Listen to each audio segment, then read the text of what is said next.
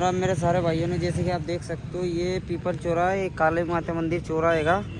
और आज हमने काम कर दिया स्टार्ट यहाँ से लगाना। ये रोलर भी आ चुका है, थोड़ी बहुत जगह दब रही थी, इस वजह से जब वो दबाने के लिए रोलर बुलवाया।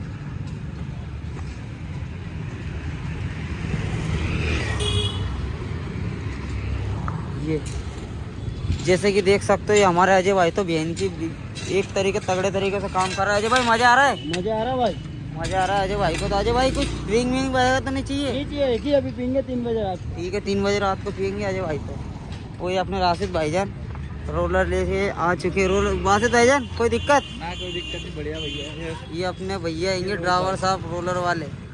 भाईजान कोई वीडियो बना यार, कैसे काली पुली वीडियो बना दी रोहित भाई हाँ।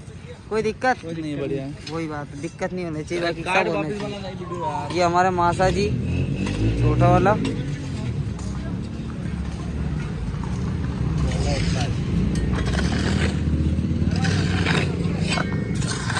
लाइक करे, फॉलो करे, दबा के शेयर करे।